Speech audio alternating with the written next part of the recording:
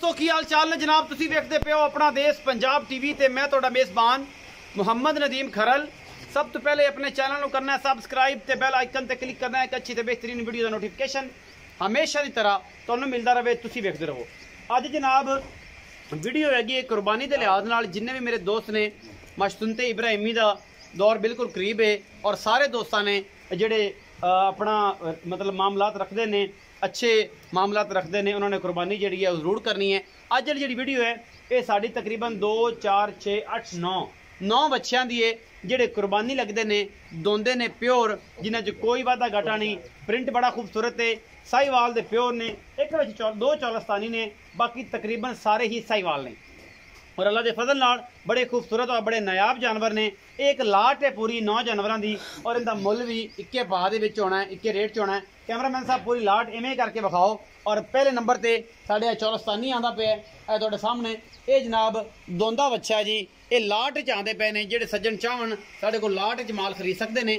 और ये जनाब लाट दे विच इहदा वजन कितना है जी?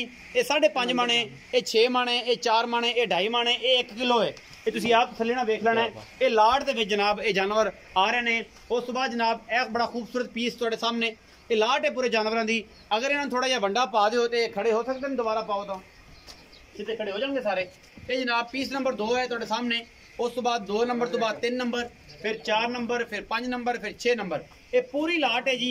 ये आप लाट के हिसाब नाल कुर्बानी का खूबसूरत तरीन जानवर तुहाडे वास्ते लैके हाजिर होए हैं। ये जनाब तुसीं आप वेख दो, कैमरे की निगाह दे विच कोई कमी कोताही नहीं।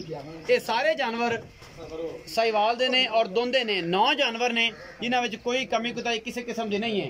पहले नंबर ते बड़ा खूबसूरत प्रिंट दे विच जनाब लाल सुरख रंग और माशाल्लाह झालर तुसीं इहदी चेक कर सकते हो। माशाल्लाह बड़ा ही आला पीस है तुहाडे सामने। माशाल्लाह अल्लाह के फजल नाल ये जी खूबसूरत चीज़ां जड़ियां ने जी अल्लाह की राह दित्तियां जांदियां ने। ये बड़े आला क्वालिटी के 9वें ते 9वें पीस ने।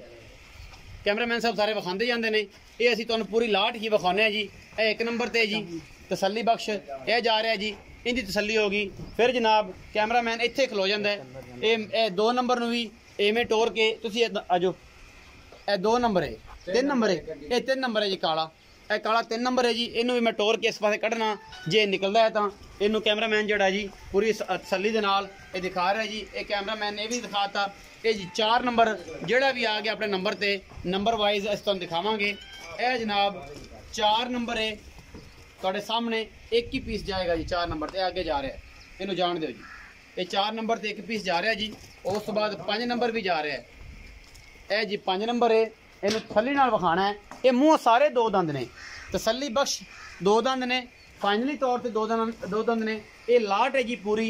ये 5वां नंबर गया जी, 5 नंबर। यह जी 6 नंबर ते आ गया जी दांद। माशाल्लाह ये भी दोंदा कैटागरी दे विच है और माशाल्लाह बड़ा खूबसूरत साहीवाल दा पीस है तुहाडे सामने। वजन इहदा तकरीबन 5 मन तो प्लस है और इंशाल्लाह बहुत ही खूबसूरत पीस है। अल्लाह के फजल नाल कुर्बानी करने वास्ते खूबसूरत जानवर का हमेशा लोग इंतखाब करते हैं। ये जी 6वें नंबर पर आ गया है। ये जरा लाल सुरख है, ये 6वें नंबर पर अंदर चला गया जी। 7वें नंबर पर जनाब यह आ गया जी अल्लाह के फजल नाल तकरीबन 6 मन के करीब है। यह जरा जाता पे जी लास्ट से, ये 7वें नंबर पर आया जी यह वाला।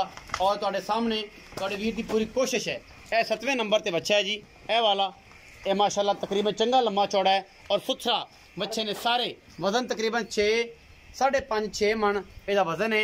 उस बाद 8 नंबर और फिर आखिर से चौलस्तानी 9 नंबर। यह जनाब यह अगे इनू जान दिया जी, इनू जान दिया जी। 7 नंबर है जी, इनू जान दो 7 नंबर। यह 8 नंबर है, यह 8 नंबर है। तसल्ली बख्श पीस है, तकरीबन वजन 6 मन के करीब है राउंड अबाउट।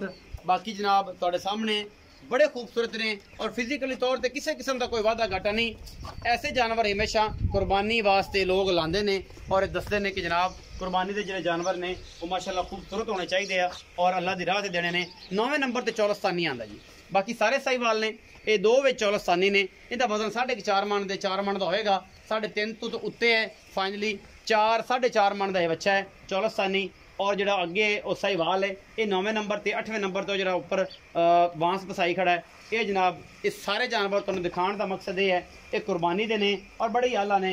अगर वीडियो अच्छी लगे तो वीडियो को लाइक शेयर तो कमेंट जरूर करना है, अपनी राय जरूर देनी है और उन्होंने गल करने कि इन्हों का रेट रूट की है, की गलबात है। आओ जी हजरत साहब, अलामा साहब तुसीं आओ।